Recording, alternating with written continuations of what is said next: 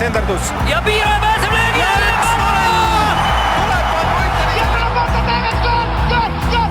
Lõpuvilega saab jalgpallis otsa higivalamine ja algab 3. poolaeg. Saadet toetab EpicBet, jalgpallipanuste kodu. Tere taas kõik vähem ja rohkem jalgpallisõbrad, kuigi eeldaks, et siin rohkem kui viimase kuu ajaga, mis meil jalgpalli MM juba kestnud on kõik saanud väga suurteks jalgpallisõpradeks. Oleme siis jõudnud MM-il poolfinaalideni. 4 on jäänud, 4 mängu on jäänud. Absoluutne tipp on välja sekeldunud, kasutame siis veel numbrit 4. Maailma edetabeli 4 esimest on alles, mis meil veerandfinaalides toimus ja mida me arvame, et meil poolfinaalides võib hakata toimuma. Seda lahkame taaskord Harju Jötka-Laagri peatreeneri Lauri Nuumaga. Tere taas, Lauri! Tervist jälle! No nii, 4 on jäänud ja ükstapuha, kui põnevalt ma seda küsimust sulle ka ei esitaks, siis need vist 4 nendest ükski ei üllata. Jah, kui nagu sai räägitud, siin arutatud viimases saates omavahel, siis enne neid veerandfinaale, et ei teadnud me, kuhu ju ühele pool või teisel pool läheb. Pigem ma ütlesin, et ma panin küll Norra väikse üllatajana veel sinna poolfinaali saama, aga lõppkokkuvõttes jah, nagu suures mängus siis ikkagi me näeme nagu täitsa tippu nii-öelda. On siin küll olnud palju juba vandenõuteooriad, et miks on see 4 FIFA 4 seal, aga ütleme mängulist ka ja sellise tasakaalukusega nii-öelda siis suured nendel turniiridel ikkagi võtavad oma, tundub.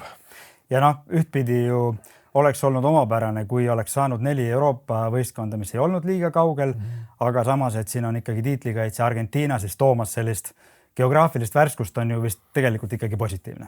Ja, et Argentiina mõju Euroopa jalgpallile on väga suur, et kui me võtame eriti läbi treenerit, et kui palju Argentiina treenerid on Euroopas ja olnud edukad, siis Argentiina on palju mõjutust nii-öelda Hispaaniale ega muudele regioonidele, ja mängijate näol samamoodi, et ega kõik ju tipp-mängijad on Euroopas tugevates klubides alati olnud. No enne kui me jõuame nüüd mängude lahkamiseni, siis ka siin viimastel päevadel on hakatud juba tulevikust rääkima ja FIFA president siis ütles välja, et jutu alla tuleb teema, et järgmisel MM-il võiks olla 64 riiki. Mis arvad?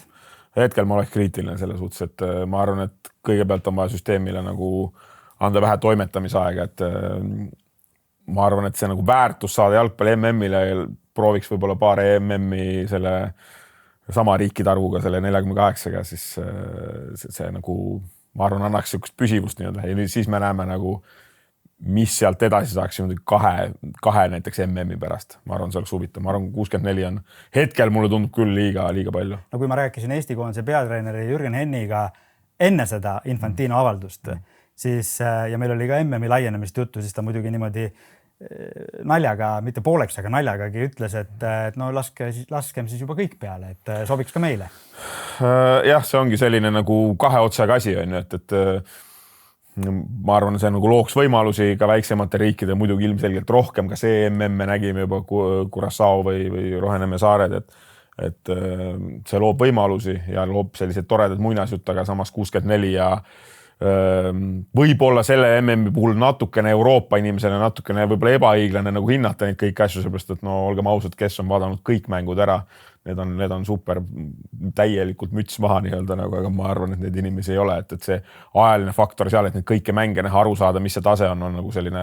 natuke keeruline võib-olla sellel MM-il, aga kui nüüd nagu supp veel lahjemaks nagu lasta siis jutumärkides nii-öelda mänguliselt või mida see globaalne nagu maailm seda huvitab, siis ma arvan, kõigepealt peaks nüüd nagu andma natukene nagu aega enne sinna sättida seda väärtust veel ikkagi üritada võimalikult kõrge hoida ja siis mõelda edasi, mis siis saab, et see ei läheks nagu päris selliseks kommerts selliseks ürituseks ainult. No nii, praegu meil see väärtus on siin igati vägev. Vaatame siis võib-olla ka otsa sellele, et kuidas meil veerandfinaalid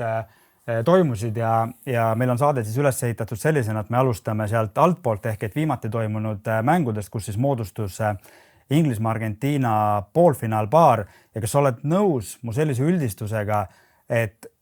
kokkuvõttes nad mõlemad võitsid nii selle mängu, kui on jõudnud ka siia 4 parema sekka igati teenitult, aga nad mõlemad on näidanud haavatavust. Ma arvan, kõik riigid suures pildis, et siia faasi jõuda, on nagu teatud mõttes nagu haavatavad. Me jõuame ka Prantsusmaa-Hispaania mänguni pärast, aga kas nemad on äkki natuke rohkem? Võib-olla natukene rohkem, kui me võtame nagu Prantsusmaad, siis ütleme nii, et nad on kõige stabiilsemalt suutnud esineda, aga nagu seisu ja võib-olla sellise närvilisuse poolest seal, et neid lisaaegu ja neid muid penalteid ei ole olnud. Samamoodi Hispaania on lõpus saanud need ühele mängele Merino abile nii-öelda kätte lõpus ja siin on Inglismaa, Argentiina on mänginud lisaaegu ja kõike muud, et siin on juba mängukoormus on suurem ja ütleme siis teatud see selgus, et kui me räägime sellest kahest, ma nagu ma ütlesin eelmine kord, ma ennustasin nagu äkki Norra võtab siit ära, et see Inglismaa mäng on tundunud teatud mõttes nagu närviline, nüüd nad on leidnud Bellinghami näol sellise lisarelva, kes kõik teavad, et on väga hea mängija ja võib teha nagu tuua mängu muutust nii-öelda, aga nüüd on selline konkreetne nagu ründaja olnud seal ees või ründealune mängija, kes on olnud ka väga palju boksis ja üritanud seda ülekaalu ja seda õiget tsooni seal leida, et sisse lüüa ja on õnnestunud need asjad, et on olnud õigel ajal õiges kohas ja lugenud seda mängu, et kui tema mängu, ma ütlen paar mängu tagasi, oli see suhteliselt selline närviline ja selline nagu otsiv ja selline madalale langev ja otsiv neid sööte, siis praegu selles suhtes on nagu leitud talle nagu õige roll.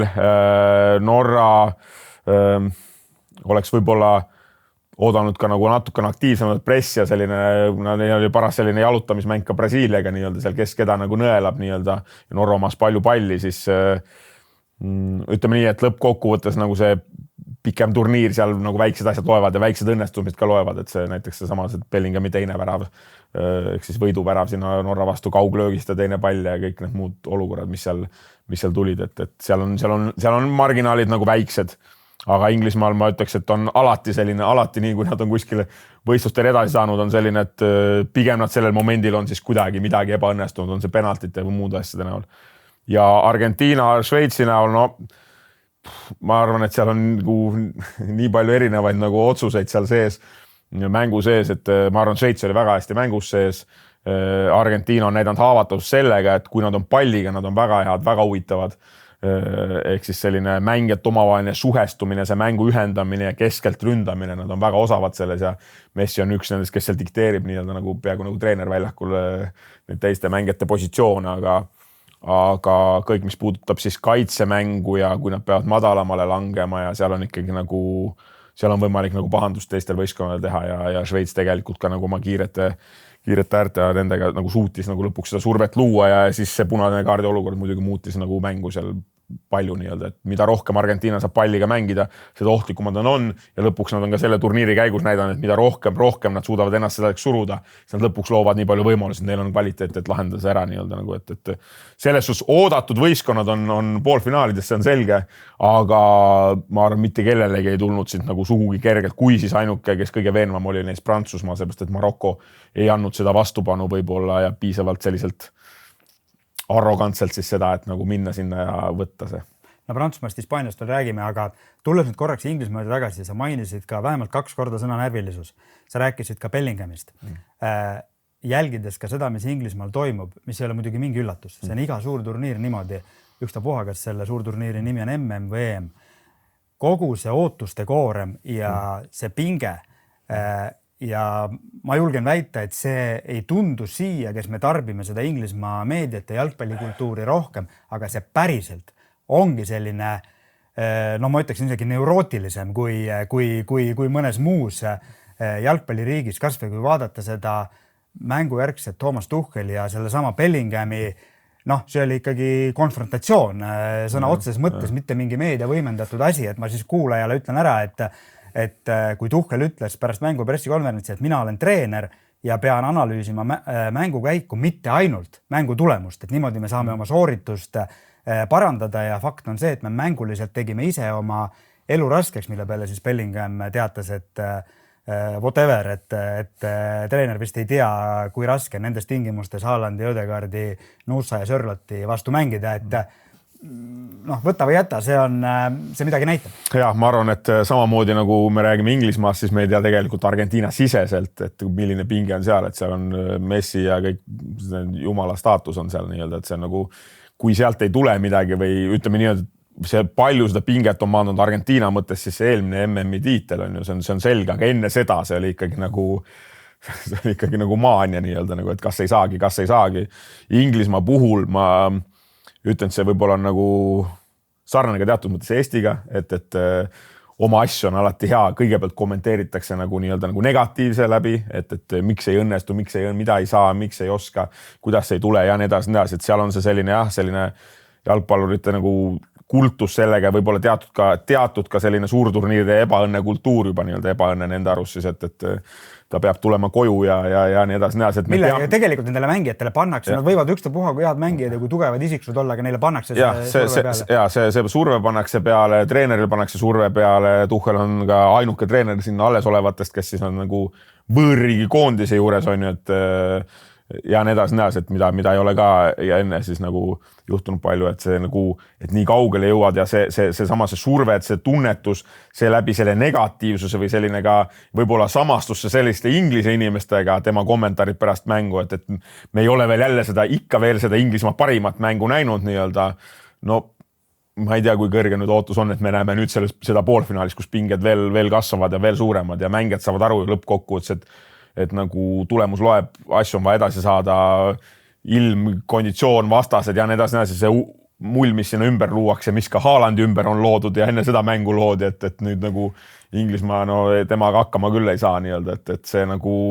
seal palju kasvab peas, mis lõpuks nagu pärsibki seda mängu nii-öelda ja ma arvan seda kehakeelt ja frustratsiooniga mängus näiteks, et kui nende Inglismaa kaitses seal siis kahe ründava mängijaga Keini ja Bellinghamiga seal üleval nii-öelda, siis kui sealt see näiteks kogu võistkond kaasa ei tulnud, siis oli seal teatud frustratsiooni. Just mitte Kein teeb oma tööd alati, aga Bellinghami poolt just, et see nagu läks nagu tühja see pressing ja sealt tekivad see närvilisuse momendid, kus sa kehakeelest loed, et kui see sööt ei õnnestu või pressing ei õnnestu, et kuidas see nagu siis ülejäänud tiimi mõjutab või nagu see võtmemängijate nagu käitumine, et seal on see närvilisus nagu tunda lõppkokkuvõttes, tulemus on tulemus tuli neile nagu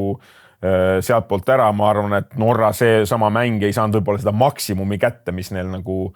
oleks võimalik olnud saada. Inglismaa ka ei pakku nagu sarnast mängu, Brasiilia langes seal päris ära ja Norra sai olla väga palju palliga õigel hetkel ära kasutud, et Norral oli kindlasti piisavalt nagu võimalus, et saada nagu rohkemat kätte ja selline võib-olla rahvas juba tagataustalt selle Haalandi sellise suure nagu kus ma ütlen, selle vibe'iga nii-öelda lootsid, et see nagu kasvab edasi, et selles suhtes oli Inglismaa tubli, tegi oma töö ära. Ma ütlen, et nagu lõppkokkuvõttes turniiri põhimängud ju hakkavad nüüd nii-öelda, et nüüd on vaja saada finaali ja sealt ära võtta. No mina küll üldse ei nõustuks selle Tucheli osas oleva kriitikaga ja mitte ainult sellepärast, et päeva lõpuks ju eriti sellistel turniiridel loeb ju alati see tulemus, aga ka tegelikult see moodus, kuidas ta antud mängus lõpuks, ja küll võib ju alati öelda, et oleks seal Sörlot andnud selle söödu ja neid olekseid võib jalgpallis tuua kümneid. Aga fakt on see, et ta otsis selles mängus, ta tegi väga palju nii vahetustega, ta tõstis neid nuppe seal laual ringi mitu korda ja fakt on see, et lõpuks ta sai selle enda kontrolli alla ja Inglismaa lõpuks seda mängu kontrollis ja võitis teenitult. Ja ma arvan, et nagu see jällegi, siin on nagu koondise klubi jalgpalli, siin on palju erinevaid asju, et Tuchel ju enne ei olnud koondise peatreener olnud ja siin otsida seda koosseisu ja kõiki neid panna kõik täppi ja jõuda Inglismaa, kes ütleme, on ikkagi turniiridel jõudnud edasi, aga jälle poolfinaali ja nüüd on hea võimalus jõuda finaali, et selles suhtes nagu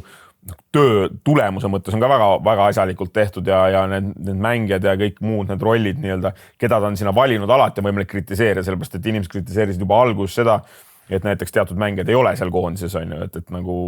see on juba Inglismaa puhul on ju alati paratamatu. See on nagu paratamatu, aga võib-olla need valikud seal selline et kes nüüd on nagu need põhimängijad, et kas siis Saka peaks olema pingile või Madueke mängima või Gordon on seal põhimängija ja nii edasi, mida nagu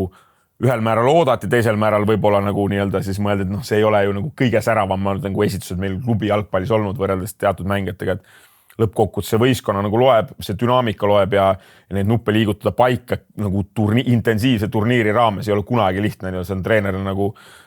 väga nagu raske töö nii-öelda, et Argentiinal on rohkem see selline, kuidas ma siis ütlen,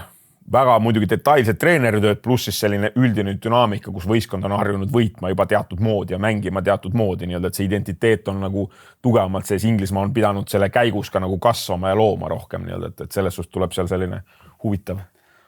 vastasseis. Argentiina puhul, mis mängus Šveitsiga, mis mõttelt ma ennast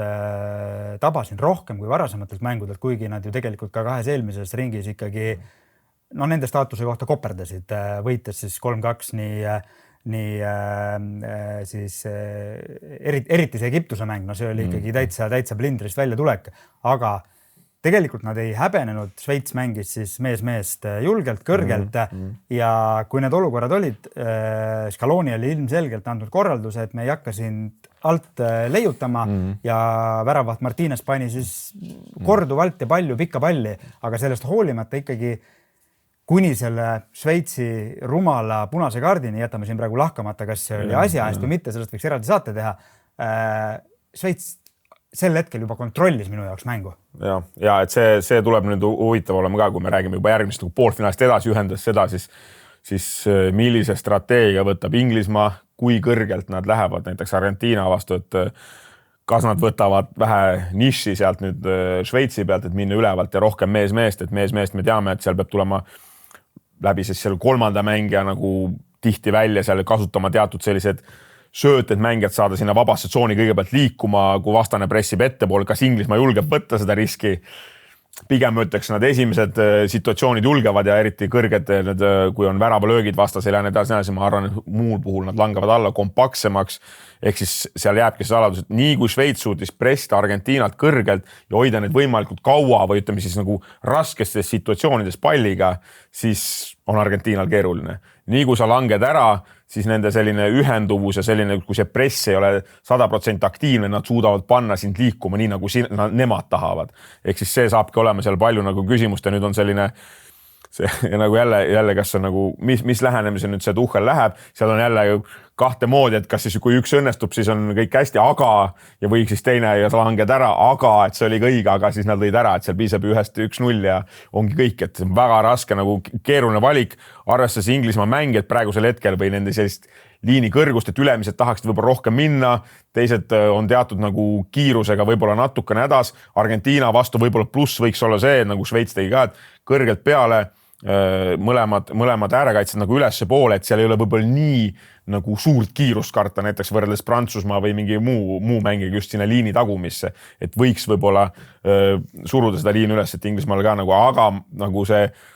võib-olla on kultuuriline ka selline, et Inglismaa natukene on alati oma sellises nagu mures selle kaitseliini kiiruse pärast, ükskõik mis mängijad neil seal on. Ehk siis see kaitseliini aktiivsus on seal selline alati siuke küsimärk, et kuidas nad selle suudavad nagu koos selle kaitse ja kõrgema pressingu toime panna, et saab olema päris huvitav. Ja kui nad langevad sinna alla, siis Argentiina kindlasti on osav seal leidma neid vahesi nagu ja ma arvan, et Inglismaa suures pildis ei tunne kõige mugavamalt praegu ennast nagu madalamalt kaitstes, kui vastasel on terve aeg pall, et Inglismaa on ka turniiril mänginud väga palju, kus neil on olnud palju palli nii-öelda. Ehk siis kuidas see nüüd kujuneb, saab olema jälle selline huvitav. No nii, teine poolfinaal, ehk et kuigi ajaliselt isegi esimene teisipäeva õhtune põnevusmäng ja enne kui me lähme selle mängu detaili ja meeskondade detaili, siis kas sa oled nõus nendega, kes ütlevad, et see on sisuline finaal? Hispaania, Prantsusmaa. No ei ole sisuline finaal, see on poolfinaal, et see kuidas need nii-öelda need bracketid või need play-offid ja need on tehtud, noh, see ei ole nagu, see on raske nagu seda öelda, et ma ei seda ütleks, et poolfinaal on poolfinaal. No nii, mõlemad meeskonnad on esinenud kaunis veenvalt. Praeguseks on justkui juba nagu meelest läinud, kuidas Hispaania seda turniiri üldse alustaski, ehk et 0-0 viigiga Roheneme saarte vastu rohkem kui 6 aega tagasi. Keegi ei mäletagi seda enam, nagu me ka rääkisime tegelikult siis. Ja nüüd me oleme olukorras, kus enne kui me vaatame tahvli peal otsa sellele, milline see mäng võiks välja näha, mis minu jaoks on see märksõna. Didier Deschamps, prantslaste peatreener, ise maailmameister mängijana 1998, juba maailmameister treenerina 2018. Ta mängis positsioonil alumine poolkaitsja, kontroll ja ma näen sellest tema praegusest Prantsusmaa meeskonnast väga palju seda kontrolli, terve maailm räägib, milline ründevõim neil ongi, aga mina näen, et selle edu alus on eelkõige see tasakaal, see kas nüüd ainult kaitse, aga terve meeskonna mäng. Nad on teinud play-offis järjest 0 mängud Rootsi, Paraguay ja Maroko vastu ja kokku nende 3 mängu peale vastaste XG on 1,0. Ja ma arvan, seal on selles suhtes üks võtmekoht on seal ja muidugi siin nagu üldistada ei ole nagu lihtne sellega, seal on alati nagu numbrid taha saada, et me oleks nagu objektiivsemad, aga suur pilt on see, et vastaste XG on väga madal, see tähendab, et võimalusi tuleb vähe. Ja kui me mõtleme selle turniiri peale, et kui palju Prantsusmaa on nagu madalalt kaitsnud, siis pidanud nii-öelda kannatama nagu sellel turniiril, siis ega seda nagu põhimõtteliselt ei olegi. Pole mingit hetkegi perioodigi mängus. Ehk siis juba me saame natukene sellise huvitava asja nii-öelda Hispaaniaga, mis juhtuma hakkab, sellepärast, et Hispaania on väga palju ja alati olnud nagu selline väga palliga mängiv võistkond. Ka praegu nad on palliga mängiv, selge see, et neil on palju nagu kvaliteeti seal, et ka nagu palli omada, lihtsalt mitte ainult rünnata, vaid üritada nii-öelda kaitsta läbi selle, et neil on nagu palli rohkem, et saab olema Prantsusmaa vastu väga huvitav. Selle kaitse poole pealt siis võib-olla võikski märksõnaks nagu võtta selle, et mitte ainult nagu me ei räägi kaitsest või struktuurist, või et kas nad kaitsevad madalamal, kõrgemal, vaid just see, et see reaktsioon sellele palli kaotamisele, kui neil on rünnak olnud või see rünnak ebaõnnestub või siis mingisugune sööduviga, mis on normaalne, et kogu aeg juhtub erinevad actionid mängus, siis see reaktsioon sellele pallile ja teatud selline kaitsemängijate agressiivsus, samal ajal siuke piisab balanss seal taga võistkonnas, et vastasel on nagu raske sealt nagu oma poolelt välja juba pääseda nii-öelda. On, ma arvan, see nagu olnud üks võtmekoht, et Prantsusmaa on ainult siin, kui me pärast läheme detailselt, siis selline 3 pluss siis 1 keskpoolik, kelle nad on ainult alati seal all kontrollimas seda nii-öelda pressimas agressiivselt edasi ja näiteks Maroko vastu oli see hea näide seal veerandfinaalis, kus Maroko tänu sellele ründejõule pidi panema palju mängijad sinna allapoole, ehk siis 4. kaitseliin pluss veel ääre poolkaitset ka alla, peaaegu 6. liin oli seal all ja nad pidid minema sinna madalale, sellepärast, et ühel äärel on sul oli see, teisele võib-olla Dembele, Mbappé, kes iganes seal ääre peal nagu laiali on ja siis sealt on raske nagu üles saada ja Prantsusmaa, kui nad pressivad sinna agressiivselt kohe sinna palliga, siis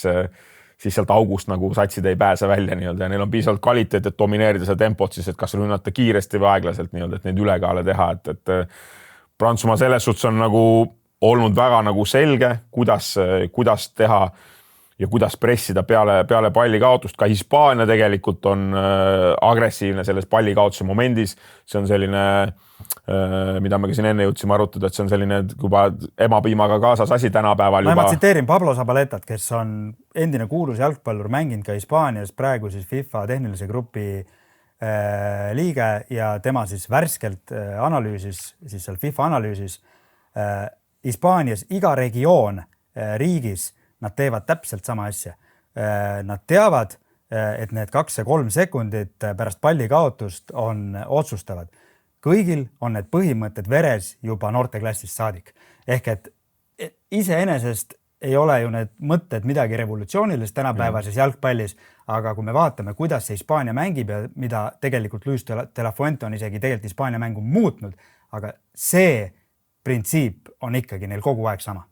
Ja, et see ütleme siis aina rohkem ja rohkem ütleme siis jõudis võib-olla maailma sellisesse nagu folkloori läbi Guardiola sealt, et see välja tuli, et see 5 sekundi palli tagasi võitmine nii-öelda sealt kohe pärast seda palli kaotust nii-öelda, et saada nagu uuesti rünnak. Küll siis oli selline palli tagasi võitmine ja võib-olla Guardiolaga natuke rohkem selline säilitada uuesti selline pikem rünnak nii-öelda. Tänapäeval on treenerid palju muutunud seda kui uuesti võimaluste tekitamine nii-öelda, et võita kiiresti ja tekitada uuesti kiiresti võimalus. Ma arvan, siin on nagu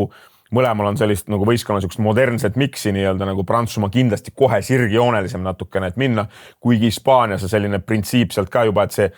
kui nad võidavad palli, siis see esimene sööt, eriti kui see on vahelt lõikega, on alati nagu sinna ette. Ehk siis kohe sinna ründajale, kus seal see vaba tsoon ja see ruum peaks nagu olema, et ründaja saaks võimalikult heas asendis või siis läbi toetuse me suudaks nagu nad suudaks võimalikult kiiresti sinna boksi minna. See nagu nii, kui sa seal eksid väikse selle sööduga, natukene on organiseerimata pärast seda palli kaotust, siis need on need parimad võimalused, kus minna. See on nagu teada juba siin Jürgen Klopp on, kes on selle teinud vähe rohkem või isegi rock'n'rolliks, võib-olla siuke teadliku palli kaotuse juba sinna nii-öelda, et saada uuesti neid võimalusi, siis siis tegelikult need mõlemad võistkonnad tahavad sinna kiiresti ette jääda, võib-olla Prantsusmaa natuke kiiremini läbi äärte, Hispaania kohe kiiremini sinna läbi ründaja nii-öelda, et need printsiibid on seal samamoodi olemas, et kiiresti neid nagu võimalusteks realiseerida ja sealt on võimalik uuesti pressida ja nii edasi, et vastasel sealt peab olema ikkagi mitu sellist head driblingut või söötu, et nagu sealt pressingu alt läbi murda nii-öelda või siis võtma kasutusele väravahti, kellega mängides ikka pikem rünnak, selline inglise keeles behind the press ehk pressingu selja taha, et julgelt võtta ja tegelikult me näeme sellel MM-il, et ega nagu väga lihtsasti ei taheta seal nagu pikemat rünnakut teha läbi värava, et väga kiiresti ikkagi see pall läheb ettepoole, kui seal ikkagi tullakse meest või tullakse ülevalt kiiremini peale, siis tihti valitakse selline otsetee ettepoole, et sealt jälle tekib pallikaotus, kui sul on head kaitsemängijad, kes on võimsad, tugevad, siis ei ole jälle lihtne ja jälle see laviin jätkub. No nii, võtame meie otsetee taktika laua äärde ja enne kui ma lasen sulle selgitada, siis me oleme nüüd üles pannud siia Hispaania ja Prantsusmaa eeldatavad formatsioonid, nad ei ole neid väga muutnud, mida siis minu harrastusanalüütiku silm ütleb, muidu on nende mängujoonised kaunikesti sarnased, siis selle erinevusega, et Hispaania mängib selgelt ühega siin ühe alumise poolikuga, Rodri, kes siis katab siin, teeb kõike nii palliga kui pressingus, ülejäänud 2 poolkaitset rohkem kõrgemal, versus siis Prantsusmaa, kellel on pigem siis 2 alumist poolkaitset. Ja üks erinevus veel, mida näitab ka siis konkreetne data MM-ist, Hispaania mängib kõrgema liiniga kui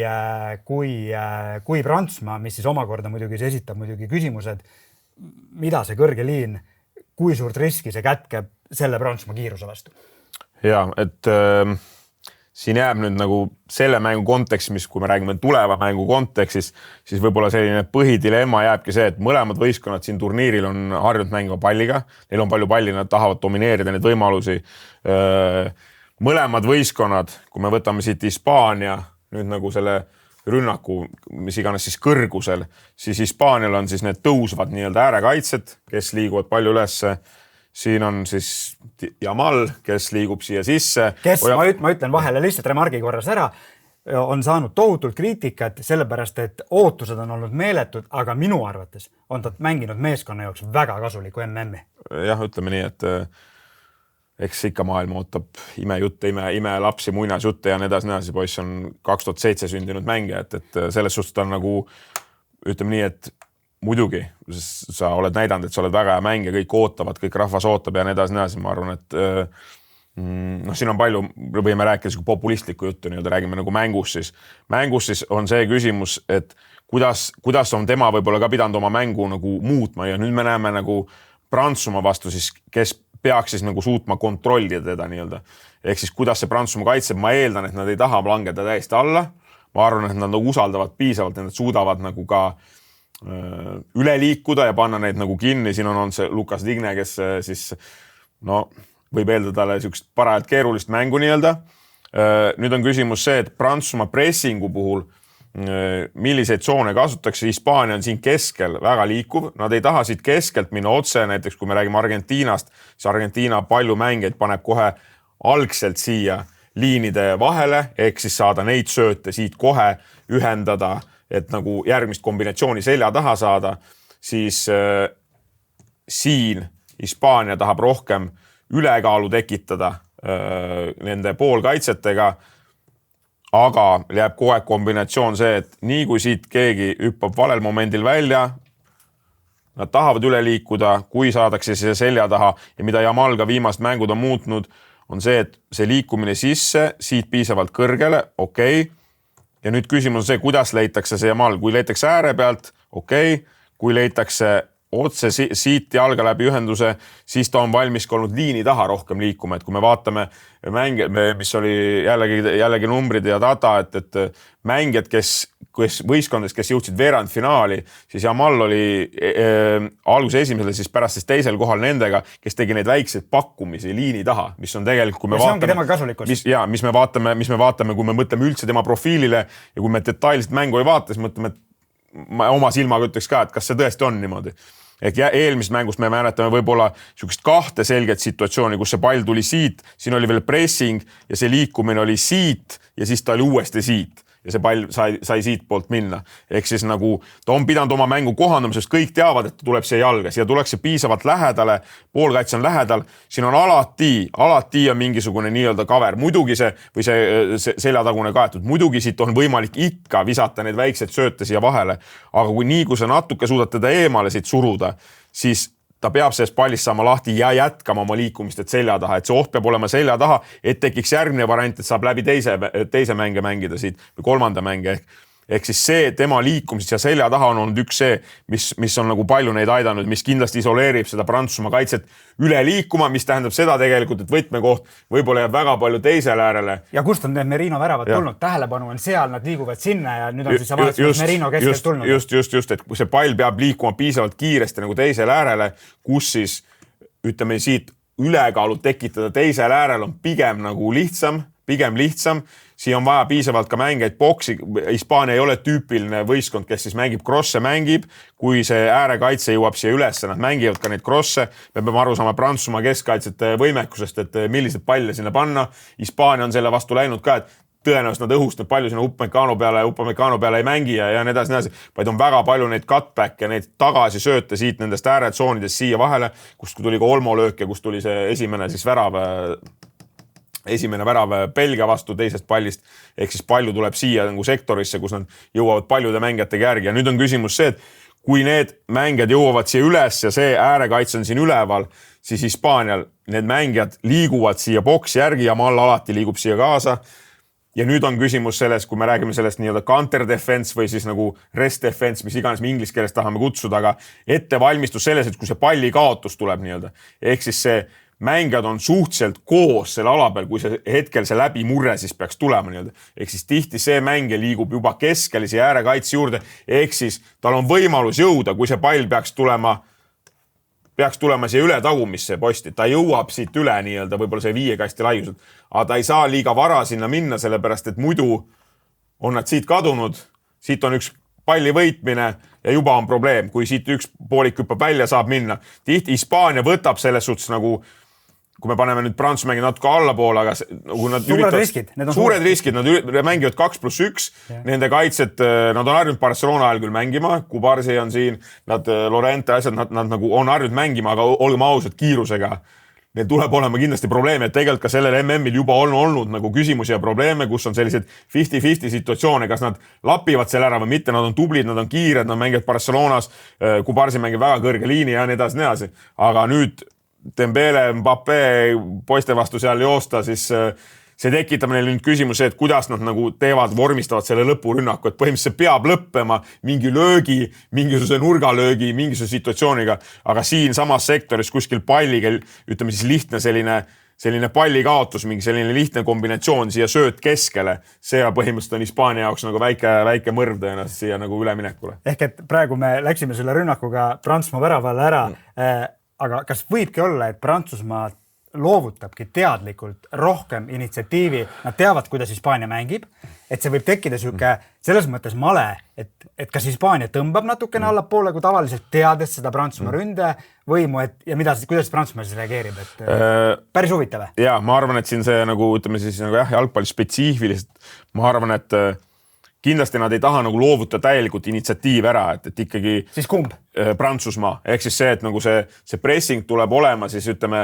ma arvan, et sellisest keskmisest kergelt välja ühe ääre poole, et võib-olla nad majandavadki siis rohkem, et okei, las nad lähevad sinna parema ääre poole esimese selle nagu rohkem sööduna. Sealt üritatakse see asi kinni panna. Kui tuleb madalamale langeda, siis tuleb madalam langeda, ei ole probleemi, tõenäoliselt ei ole probleemi. Lihtsalt need ruumid, kui need siia vahele jäävad, ma arvan, et need esialgselt need äärepoolikud ei ole nii aktiivsed alati siia välja minema, ehk siis seda pressi andma, ma arvan, et 2 mängijat peavad suutma selle ära katta, 3 mängijat, siia tekivad need ülekaalud, nad üritavad, ma arvan, et siit kinni saada ja ma kindlasti tahavad jätta rohkem kui Hispaania seda ruumi siia selja taha. Ehk nad tahavad siia kiirusega, nüüd on küsimus see, et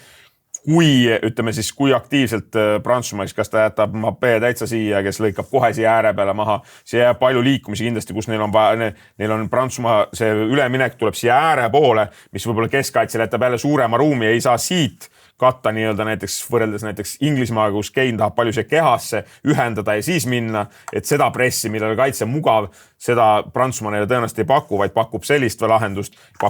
lahendust kohe liini taha ja see on Hispaanial kindlasti nii-öelda nagu teatud määral probleem ja seal tuleb identiteedi küsimus, et kas see on Hispaania jaoks kõige efektiivsem viis mängida. Kuidas nad on harjunud mängima? Mida neile antakse nii-öelda või mitte, see on teine küsimus. Ütleme siin, et siin MM-il ma julgen öelda, et Prantsusmaa on hetkel mänginud ka kõige nii-öelda efektiivsemat jalgpalli, ehk siis nad loovad võimaluse, nad loovad palju, nad suudavad palliga mängida, samal ajal neil on piisavalt kiirust, et nad lähevad piisavalt kiiresti, mitte ainult üleminekus, vaid rünnakus, see kiirendamismoment, et nad suudavad nagu vastasel teha selle keeruliseks. Muidugi on see kvaliteedi küsimus, Dembele, Mbappé ja nii edasi, aga selline piisav kaitseblokk, et saada siia kiiresti ülesse ja nüüd säilitada ka pall nii-öelda, säilitada pall ja saada siit ülesse. Hispaania puhul jääb see küsimus see, et ma näen, et neil on need ühed samad relvad, ehk siis kombineerida siit läbi, nad ei võta sellist riski nagu Argentiina, et siit keskelt ainult kombineerida, see tuleb ikkagi erinevate liikumistega ääretsoonis. Kas nad suudavad boksis majandada ja olla teravamad kui need Prantsuse keskkaitsed siin? Küsimus jääb võib-olla toetuse küsimus siia alasse, et millised crossid, kui nad need kinni saavad, siis tuleb kindlasti siit neid üleminekuid palju, siin tuleb jooksmist ja siis jääb Hispaanial küsimus see, et kas nende jalgpall on piisavalt efektiivne, et nüüd see Prantsusmaa kinni saada ja see sõltub sellest, et kes saab selle momentum ja selle esimese initsiatiivi, et kui siin saadakse esimesena üks või teine pool kiire värava, siis kindlasti see nagu mäng muutub teatud mõttes ja on näidanud ka MM, et see tegelikult muutub sellega, et üks võistkond läheb selgelt kaitsvamaks kui teine ja see näiteks, kui Hispaania lööb värava, saab olema päris suur nagu väljakutse neile. Ma arvan, et nad on valmis seda tööd tegema. Neil on, ütleme siis, piisavalt sellist hingestatud seal sees, ma arvan, et siin tagumistel mängijate nüüd on küsimus see, et kas ka kogu ülemine see nii-öelda kolmik ja nüüd ülemised mängijad on võimelised nagu nii palju kannatama siit või siis Prantsusmaa lööb ja neile kindlasti tekib veel rohkem siis kiirrünnakuid nii-öelda nende peale, et saab olema huvitav. Saab olema huvitav, saab olema palju jooksmist, palju kannatamist, vaatame, kes kannatab ja kes pärast naerab või nutab. 2 ülipõnevat poolfinaali on meil ees ootamas teisipäeva ja kolmapäeva õhtul. Kuidas need lõppesid, sellest räägib kolmanda poole ja jalgpallistuudio juba siis, kui on meil finaali ootus. Tänud vaatamast, järgmise korrani!